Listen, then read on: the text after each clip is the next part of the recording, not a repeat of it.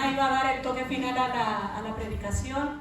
Lo que yo esperaba que a lo mejor me tomara quizás alguna media hora o un poco menos, se convirtió en más tiempo porque dio un giro total. Y lo que yo tenía planificado como que no era, y como que sí había parte, y como que el Señor me inquietaba a otras cosas adicionales. Así que me tuve que preparar un poco más y espero que el Señor hable a nuestros corazones. Y así como ha tratado conmigo, que el Espíritu en esta hora pueda tomar el control y pasearse en medio nuestro. Y Él, que nos conoce mejor que nadie, pueda Él poner, quitar, enderezar y hacer como Él quiera. Así que permítele al Señor, dale el permiso, porque el Señor es un caballero que toca la puerta, que llama, y si uno abre la puerta, Él entra, dice, ¿verdad? Así que el Señor está aquí, te está llamando a la puerta. Dile al Señor, ahí donde tú estás, Señor, te doy entrada a mi corazón y prepárame para recibir esta palabra y haz lo que tú quieras en esta mañana en mí. Y yo voy a comenzar diciendo que el pecado oculto lleva consigo un veneno. El pecado que está oculto lleva consigo un veneno. Un veneno que no permite crecer, que no permite fructificar, que no permite avanzar, que no te permite dar frutos. Por eso es un veneno. Y hay mucha gente que está anhelando ver cambios en la vida, que algo suceda. Se termina un año, comienza otro, y este año con una emoción porque algo nuevo, algo va a pasar, cambios van a venir, y muchos dicen, este es mi año, este va a ser mi año, y cuando vienen a ver es que transcurre un mes, otro mes y nada pasa, y terminamos igual que antes, y a veces hasta con frustraciones y con desánimo, porque no vimos cambios. Pero muchas veces no vemos cambios y no llega lo que estamos esperando, porque hay algo detrás de la fachada. Hay algo que se esconde, que está oculto detrás de todo lo que los demás pueden ver en nosotros.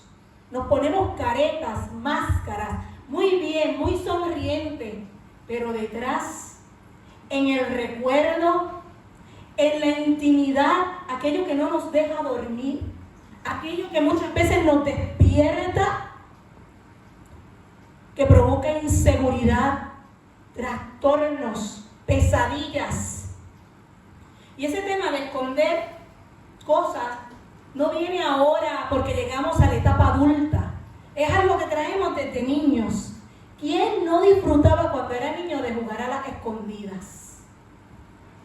Al escondite, como nosotros decíamos, desde niño se disfruta esconder algo para que otros lo encuentren, y qué emoción cuando no lo encuentran.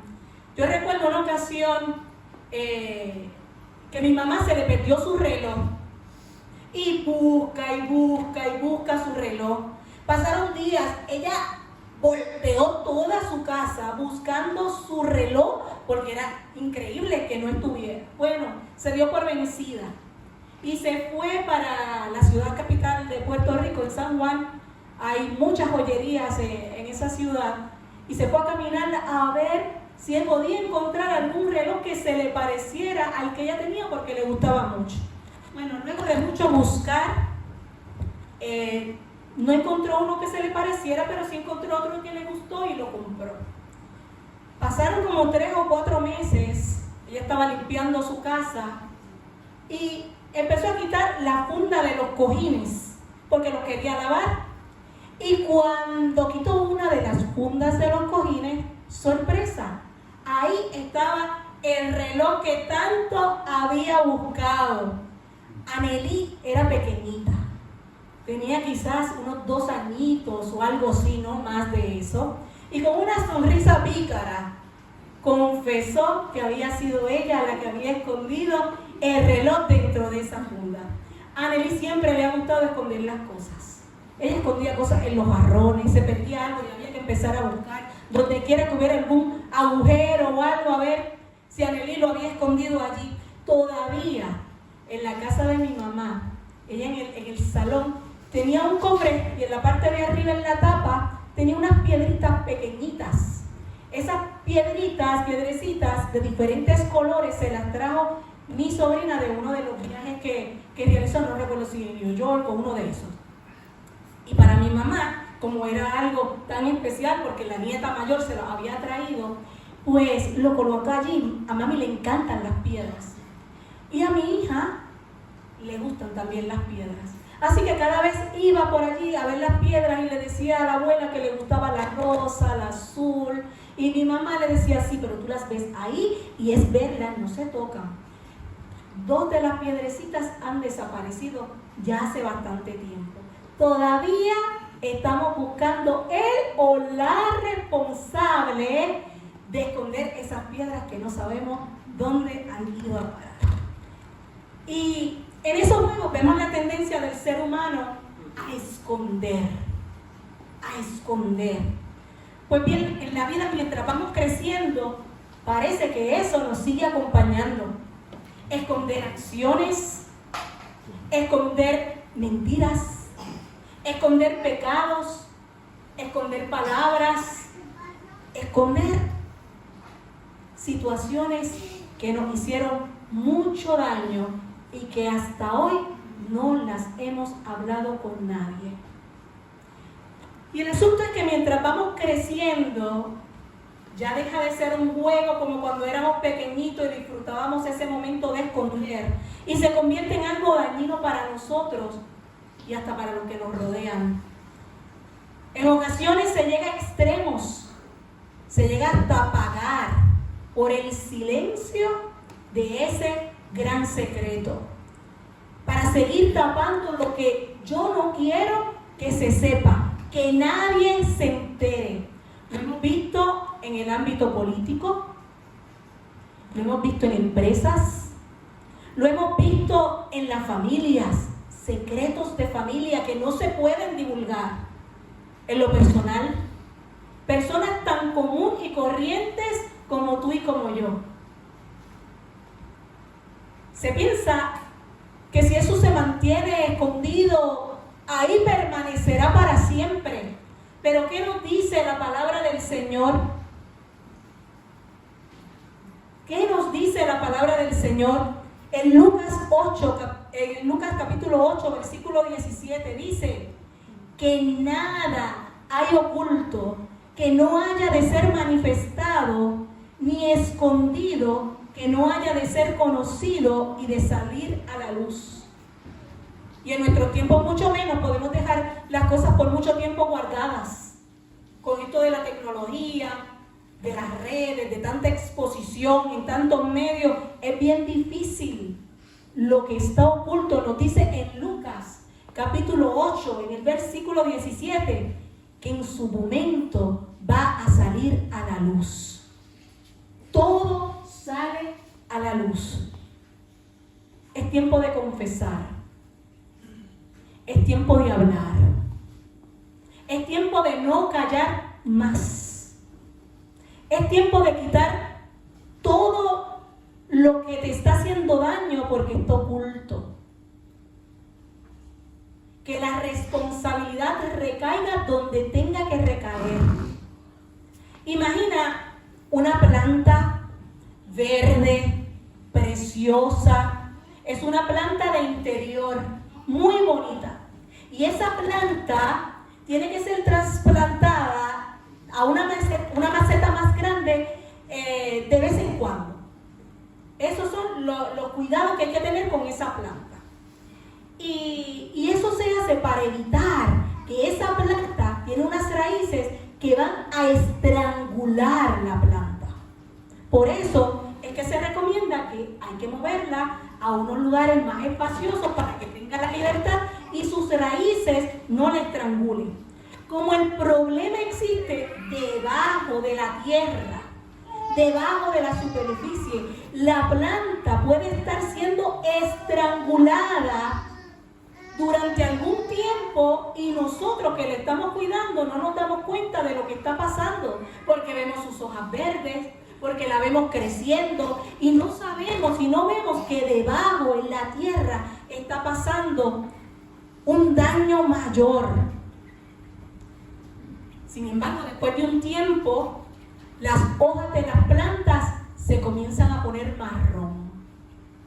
La tierra se pone seca, se empieza a agrietar, se endurece. La planta empieza a oler a podrido. Y ahí es que te das cuenta que algo no anda bien con esta planta. Algunos días después, ¿qué pasa con las hojas? Empiezan a caerse.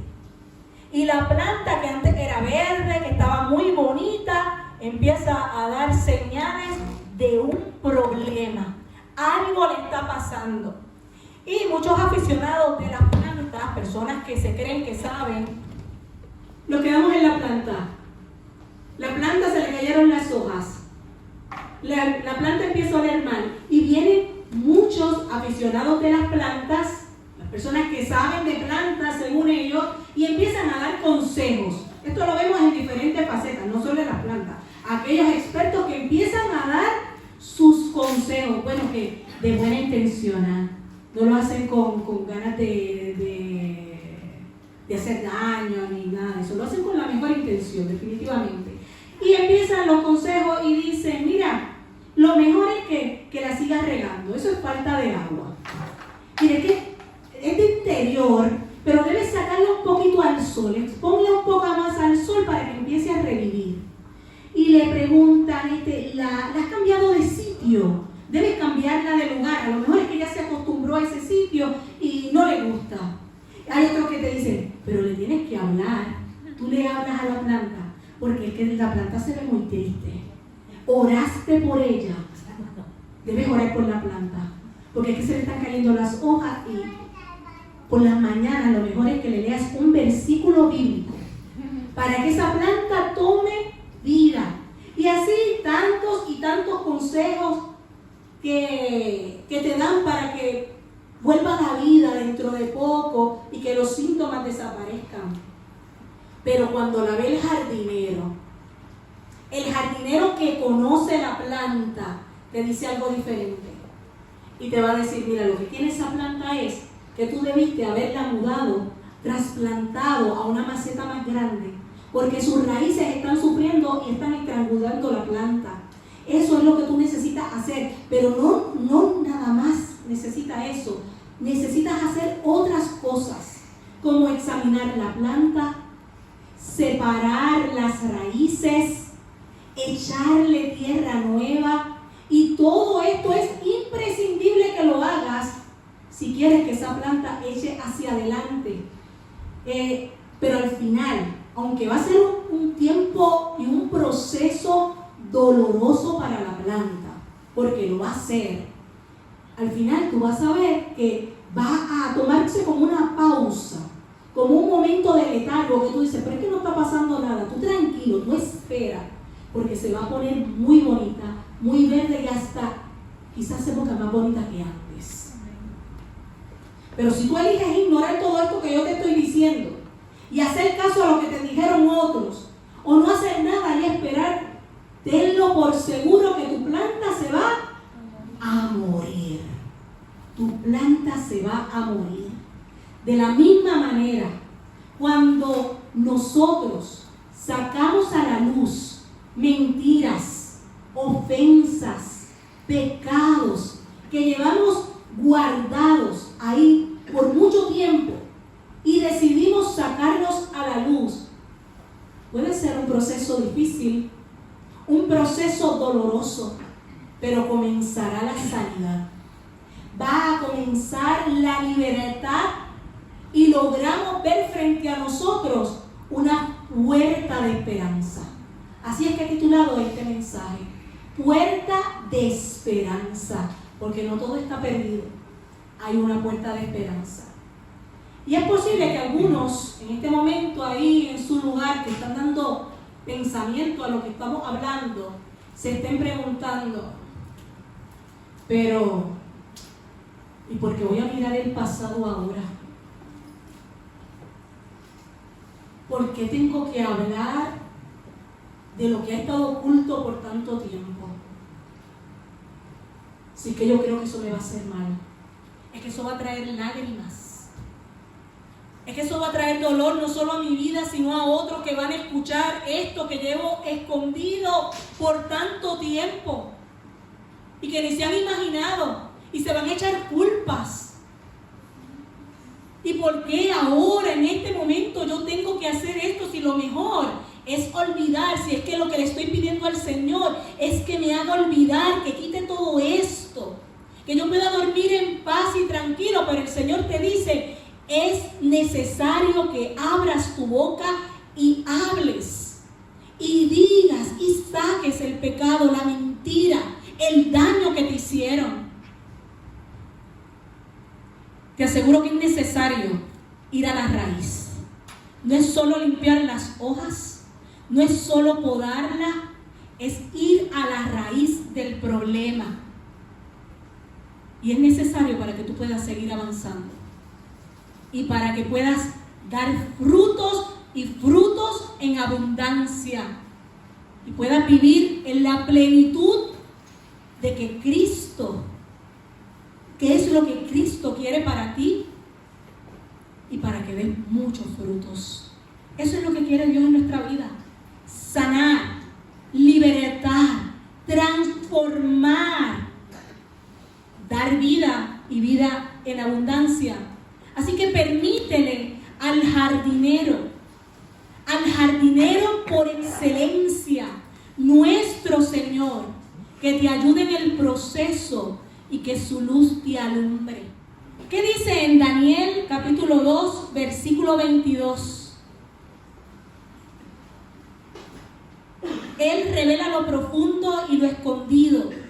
Conoce lo que está en tinieblas y con Él mora la luz. Por eso es que tenemos que pedirle al Señor que nos ayude, porque Él es el que va a revelar lo que está en la profundidad. Muchas veces decimos, pero es que recuerdo a medias, es que hay como si fuera un telón que no me permite ver qué fue todo lo que pasó para poder sacarlo a la luz. Posiblemente te sucedió algo, quién sabe, en la infancia, que no se podía trabajar en ese momento porque eras muy pequeño, muy pequeña. Y el Señor cubrió como con un telón para proteger tu corazón de toda la maldad y el daño. Y por eso es que no logras ver con claridad todo el panorama. Pero es hora ya de pedirle al Señor que ilumine, que quite el telón para poder trabajar lo que ha estado oculto y lo que te hace daño. Puede ser que en el proceso el Señor nos lleve a un lugar árido, a un lugar difícil, donde no haya distracciones para poder tratar con nosotros, que no haya ruidos del exterior. El Señor nos puede llevar a un lugar que es así. Vamos a ver qué dice en Oseas, capítulo 2, los versos 14 y 15. Y aquí es que se va a basar la predicación en esta mañana. Vamos a desmenuzar estos dos versículos. Así que presten mucha atención a lo que dice Oseas capítulo 2, versos 14 y 15. Pero he aquí que yo la atraeré y la llevaré al desierto y hablaré a su corazón y le daré sus viñas desde allí y el valle de Acor por puerta de esperanza. Y allí cantará como en los tiempos de su juventud y como en el día de su subida a la tierra de Egipto. Para la época del profeta Oseas, ya habían pasado casi 7 siglos desde que Israel salió de Egipto y se fue a caminar por el desierto hacia la tierra prometida y llegó a la tierra prometida. Ya estábamos ahí con Oseas. Y en ese momento el pueblo estaba gozando de éxito en lo político.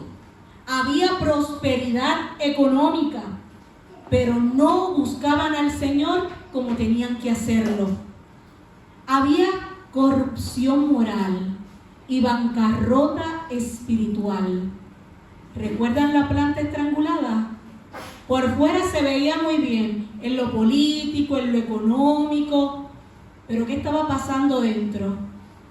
En lo espiritual había decadencia, había corrupción. El mismo pueblo que años atrás, cuando caminó desde Egipto hasta la tierra prometida allí en el desierto Sinaí, había hecho pacto con Dios de ser una nación santa. Y en ese momento estaba hundido profundamente en las prácticas de la idolatría. Estaba rindiendo adoración a dioses falsos. Y Oseas, que era un hombre de Dios y que lo utilizaba para hablar por medio de él, le tocó denunciar la infidelidad del pueblo. Le tocó hablar del pecado que estaban cometiendo, sacarlo a la luz. Porque ese pueblo se estaba cada vez más alejando y alejando y alejando del Señor. Pero qué bueno es Dios, que a pesar del pecado, que a pesar de la maldad, que a pesar de la traición, que a pesar de la falta de palabra, de compromiso, de lealtad, de fidelidad, a pesar de que le dieron la espalda a Dios, el Señor no quitaba sus ojos de ellos. Como cantábamos ahorita, deja las 99 y va por una, por la que se ha perdido. No quita los ojos de su pueblo porque les ama. Y les ama con un amor que no podemos medir. Es un amor sin medidas. Oseas también le habló de ese amor. Hoy hemos estado cantando muchas canciones así, muy de amor. Y Oseas le habló de amor, de ese tierno amor que Dios tiene por su pueblo. Y lo comparaba con el amor que tiene un esposo que perdona a su esposa infiel. Sería muy bonito que leyeran este libro. Este libro está narrado como una historia de amor. Y hace esa comparación del esposo perdonando a su esposa infiel, a este pueblo infiel. Y del padre que ama a su hijo que se ha descarriado.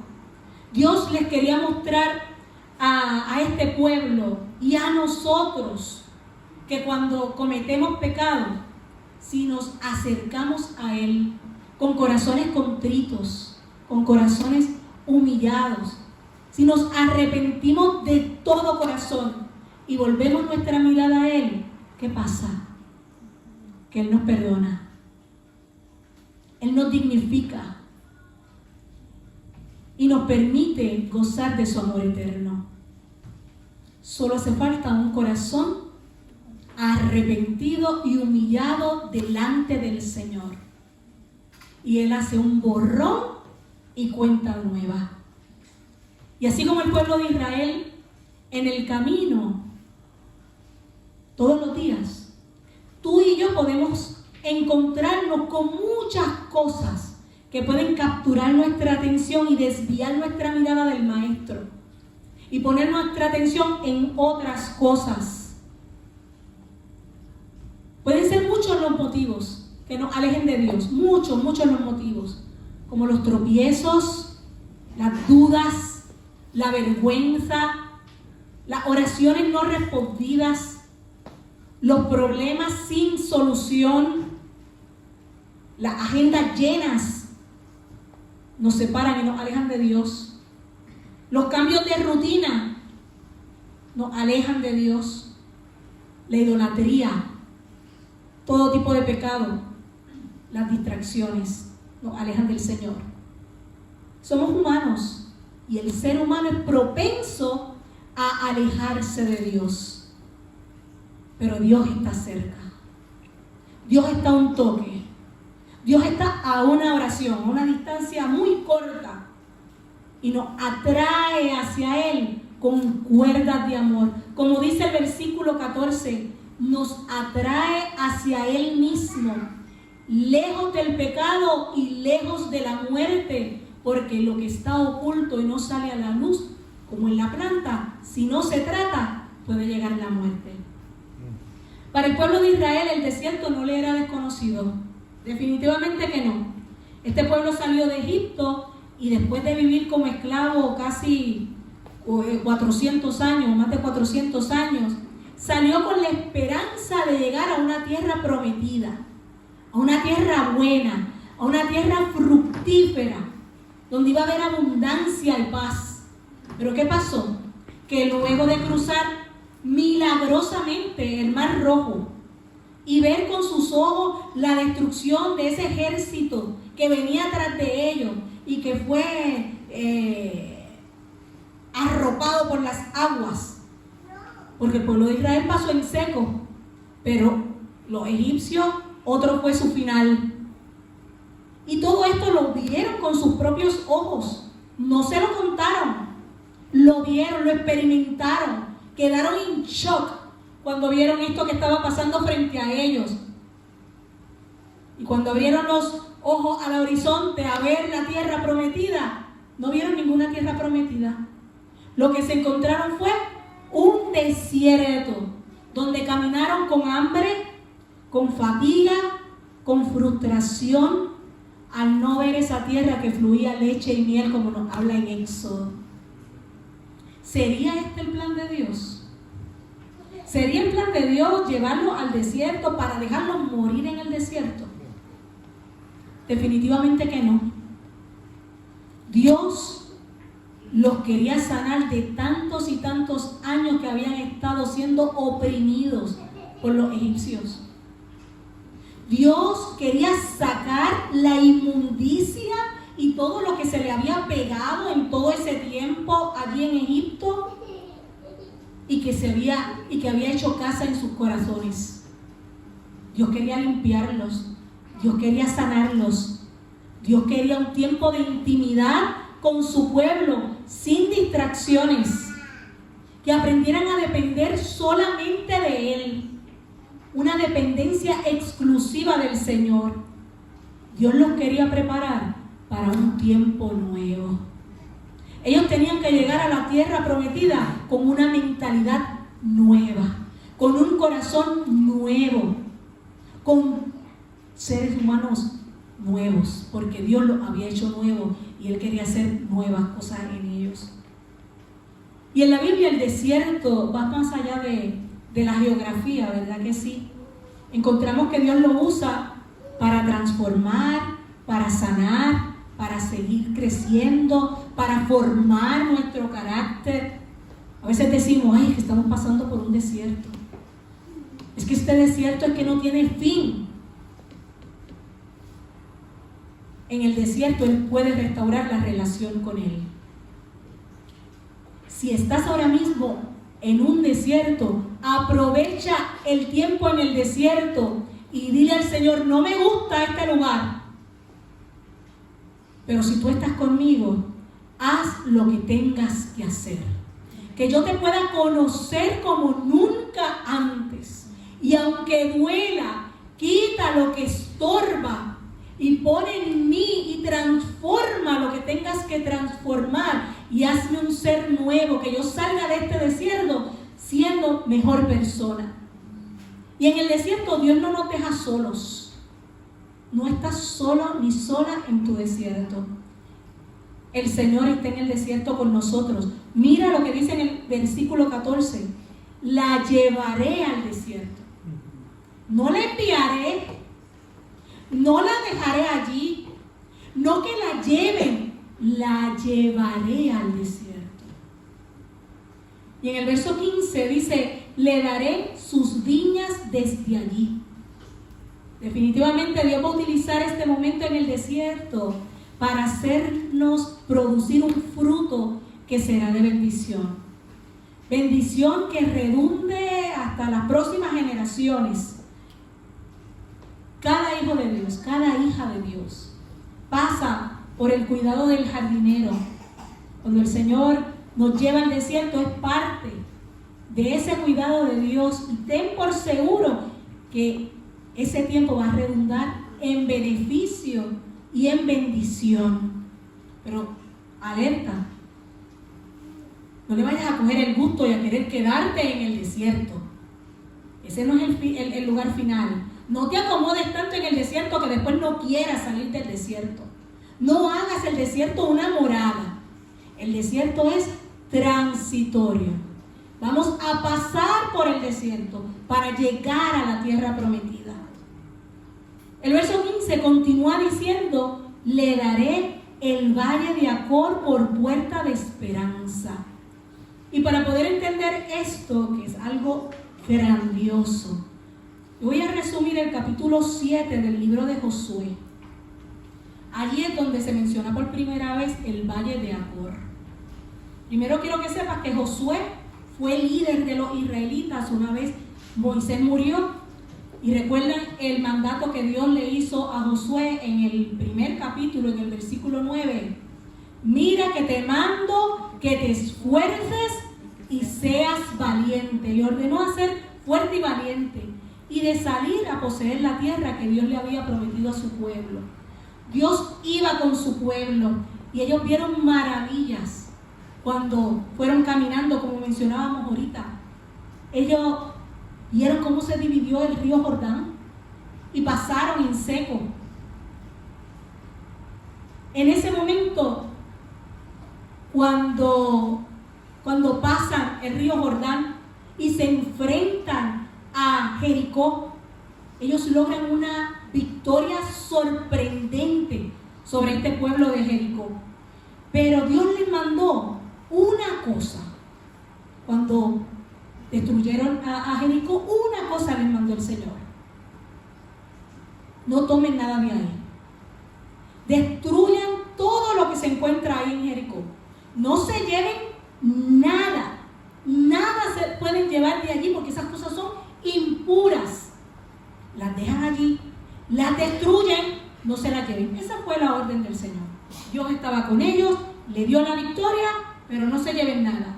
Y llegamos al punto que queríamos llegar en el capítulo 7, en el versículo 1. Miren lo que dice: pero los hijos de Israel cometieron una prevaricación en cuanto al anatema, porque Acán, hijo de Carmi, hijo de Sabdi, hijo de Zera, de la tribu de Judá, tomó del anatema.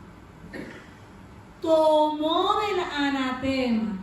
Y la ira de Jehová se encendió contra los hijos de Israel. Acán desobedeció la orden que el Señor les había dado. Muy clarito que les había dicho: no tomen nada. ¿Qué hizo Acán? Tomó artículos de Jericó que estaban prohibidos. Josué no sabía nada de lo que había hecho Acán. Así que le dijo a unos hombres israelitas: mira, vayan a la ciudad de Ai, vayan a inspeccionar lo que tienen, cómo es su gente, si hay mucho, si hay poco. Díganme, denme un informe de esa ciudad. Así que los israelitas, cuando fueron allá, esos hombres que le habían mandado, inspeccionaron, regresaron con el informe y dijeron: mire, esto es una victoria fácil, la tenemos ganada. Es más, ellos son tan pocos que no es necesario que envíes a todos los israelitas para allá. No es necesario que los fatigues, que los canses de más. Pueden venir batallas más fuertes. Este es pan comido. Allá pueden enviar, ¿qué? Unos 2,000, 3,000 hombres. Con eso es suficiente. Así que, siguiendo los consejos de estos hombres, no consultaron a Dios. Y a causa del pecado de Acán, Israel sufrió una derrota increíble, que los dejó desmoralizados, humillados, desconsolados. Ellos no se podían creer lo que había pasado, a tal punto que el corazón de ellos desfalleció. Y Josué, triste, sin saber qué pasaba, frustrado, se postró ante el Señor y clamó ante Él y le dijo: ¿qué pasó? Aquí estoy, rendido ante ti, postrado, con la cara en el suelo. Rompió sus vestiduras. Y el Señor le dijo: mira, Josué, levántate y haz algo. Levántate de ahí donde estás postrado y haz algo. ¿Por qué estás postrado sobre tu rostro? Y esto es importante. El Señor le reveló algo importante y crucial y le dijo: alguien en el campamento, uno de los tuyos, ha pecado. Uno de los tuyos ha tomado de lo que estaba prohibido. Y por eso fue tu derrota contra los de Ai. H-A-I, Ai. Así se llamaba esta ciudad.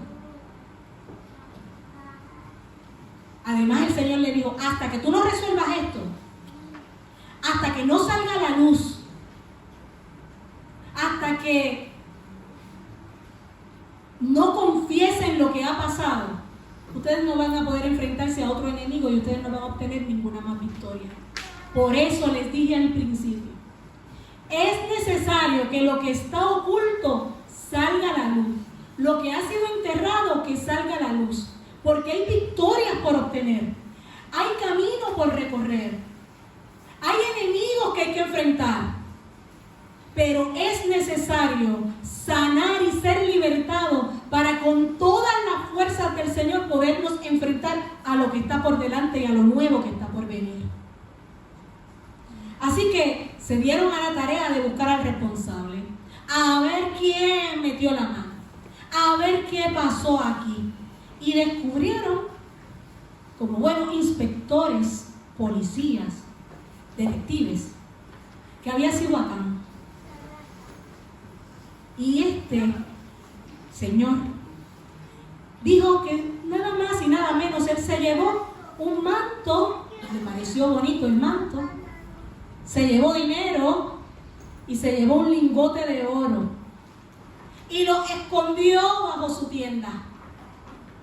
Escondió su pecado bajo su tienda.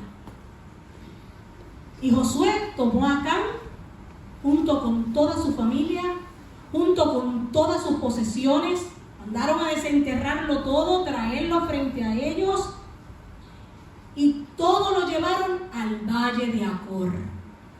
El valle de Acor, ese valle que luego se menciona en Oseas y por eso es que estamos hablando de esto. Y allí fue descubierto el pecado de Acán y fueron juzgados. Si ustedes quieren saber toda la historia, y qué fue lo que pasó, y el desenlace, y cómo fue el juicio, tienen que leer Jueces, Josué, capítulo 7. Después de esto, Israel obtuvo victoria bajo el mando de Josué. Ahora vemos que en Josué, en el libro de Josué, el valle de Acor significa valle de turbación. Ese es el significado de valle de Acor. Valle de turbación, valle de angustia, valle de problemas. Y le puso después ese nombre por toda la angustia y el dolor que pasaron debido al grave pecado de Acán. Pero en Oseas, ese valle de Acor, que una vez estuvo asociado con el pecado, que una vez estuvo asociado con la angustia, que una vez estuvo asociado con la desolación y la tristeza y la aflicción, ahora se convierte en un lugar de restauración y bendición. Cuando el Señor le está hablando al pueblo de Israel en Oseas, te daré el valle de Acor por puerta de esperanza, no le estaba hablando en términos que ellos no conocían. Ellos sabían lo que había pasado en el valle de Acor. Ellos sabían lo que se había desenterrado y la angustia y esa derrota tan grande que ellos habían sufrido y todo lo que eso conllevó. El pueblo de Israel conocía muy bien ese valle de angustia y ahora el Señor en Oseas le está diciendo: te voy a dar ese lugar. Ese lugar de angustia ahora es un lugar de esperanza. Eso lo hace el Señor. Ahí mismo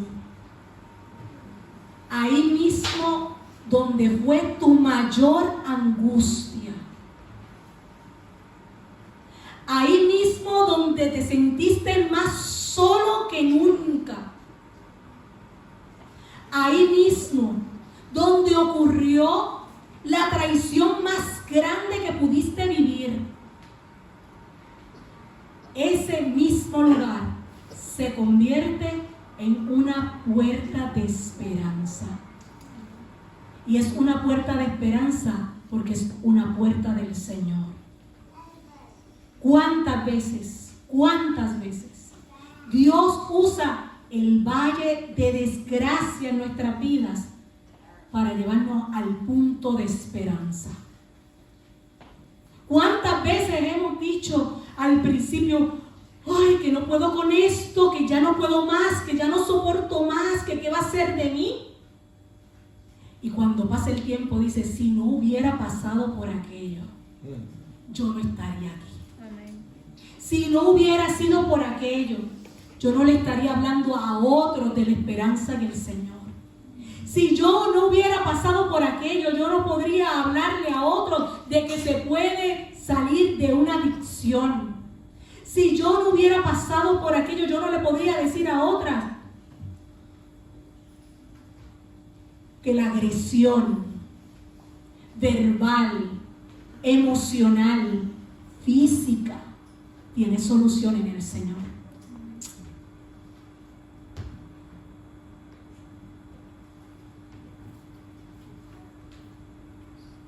Que saliste corriendo de ese lugar porque te hacían daño. Te hacían daño. Y era momento de salir corriendo de ese lugar.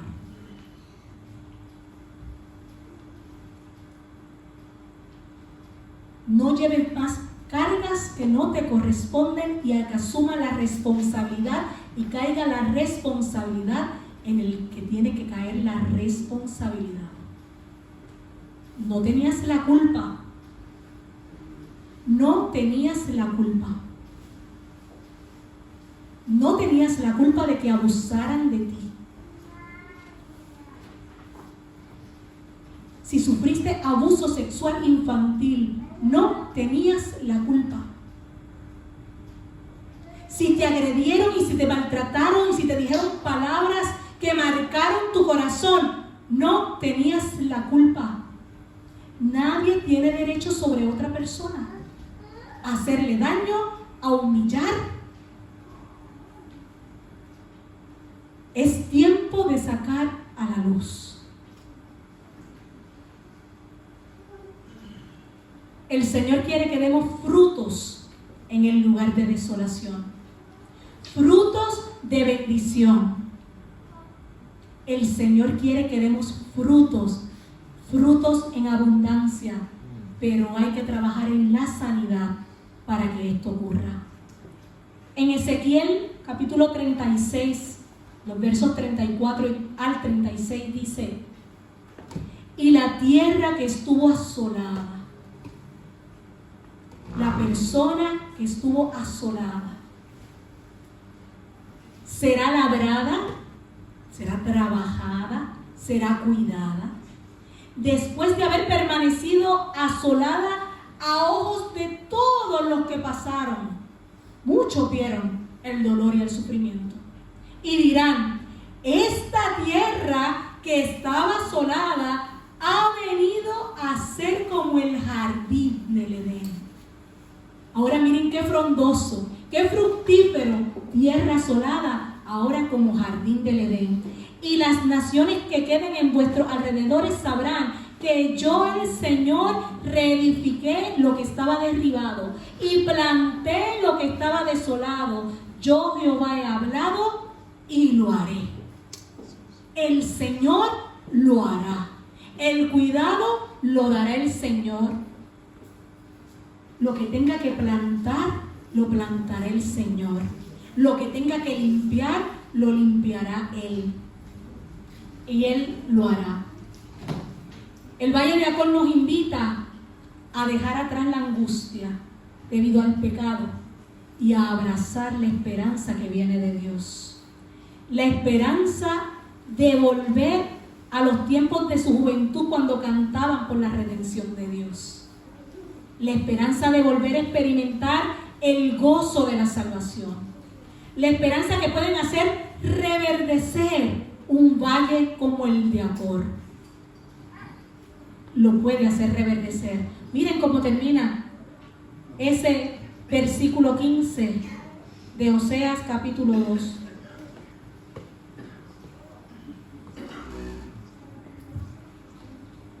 Y allí cantará como en los tiempos de su juventud y como en el día de su subida de la tierra de Egipto.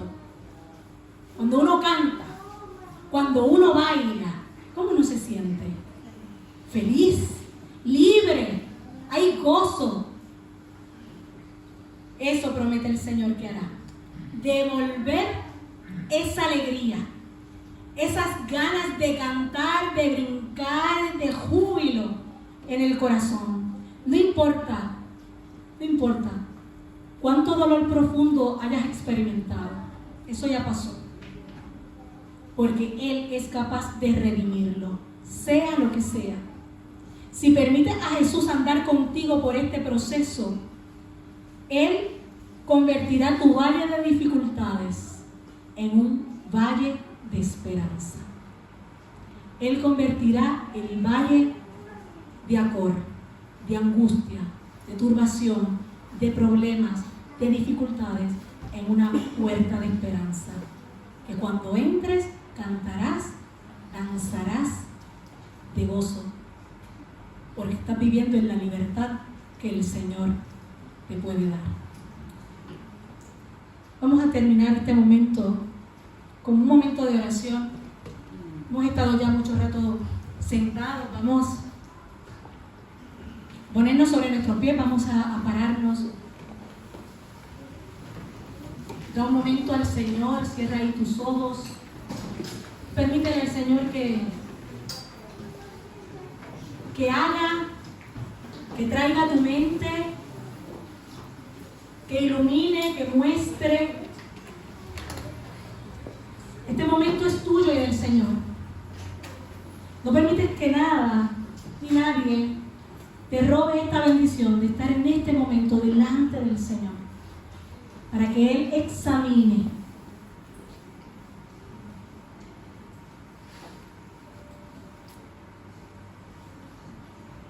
Y si en este momento tú sientes, sí, el mensaje lo entendí, estoy a cuentas con el Señor, no tengo que sacar nada ahora mismo, ora por el que está a tu lado, no sabes por lo que puede estar pasando. Hay situaciones que vivimos las personas que ocasionan mucho dolor. Y en esta mañana, Dios ha hablado a su pueblo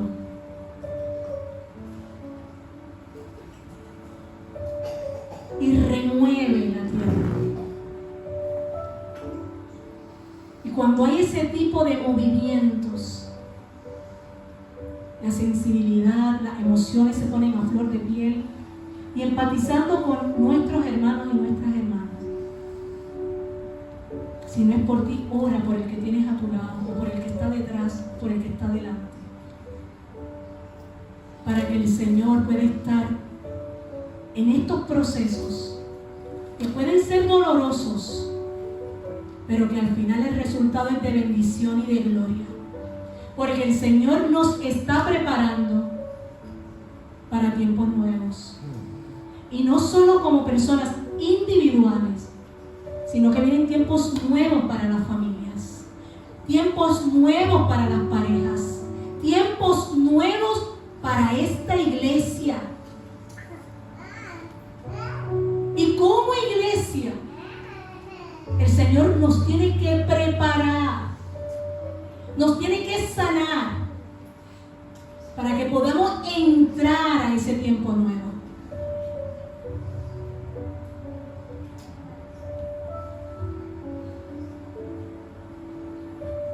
Señor Jesús, te adoramos.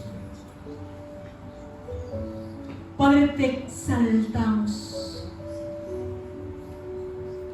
Te damos gloria, honor y honra a ti, Señor. Y en esta esta mañana, Señor, solo te pido que ahí donde hay necesidad, que ahí donde hay escamas, en el nombre de Jesús sean quitadas. Que ahí donde hay un velo o un telón donde no se puede ver lo que hay detrás, en el nombre de Jesús, si es tu voluntad de quitarlo, quítalo, Señor. Alumbra, trae a la memoria aquello que tienes, Señor, que sanar en este tiempo. Oh Señor Jesús, tú tienes el poder de sanar, de restaurar, de transformar, Señor. Porque queremos traer ante ti aquello que está oculto, Señor, para poder tener más victorias en ti, para que nos hagas libres en ti, para que levantes a tu pueblo y levantes su mirada, Señor. Señor, porque tú conviertes el valle de Acor en puerta de esperanza. Y es una esperanza que no avergüenza. Es una esperanza que trae gozo. Es una esperanza que trae paz. Es una esperanza de tiempos nuevos. Y para los tiempos nuevos queremos estar renovados. Que nuestras vestiduras estén limpias y apropiadas para el lugar y para los tiempos, Señor. Como iglesia, Señor, nos exponemos delante de ti para que tú nos examines, para que tú veas si hay caminos de perversidad en nosotros, Señor, para que perdones nuestros pecados. Perdona nuestros pecados, Señor Jesús. Perdona los pecados de esta ciudad, Señor. Nos ponemos en la brecha por esta ciudad, Dios, para que tú limpies los aires, para que tú, Señor, derrames, Dios, ungüento sanador, Dios, para que tú restaures y traigas, Señor, a este lugar otros lugares de culto, Señor, donde se predique tu palabra y puedan escuchar, Señor.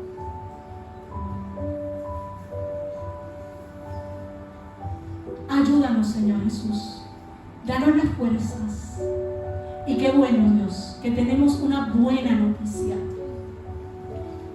Y la buena noticia, Dios, es que tenemos frente a nosotros esa puerta de esperanza abierta por ti, Dios, y tú estás con nosotros para celebrar junto a nosotros, Dios.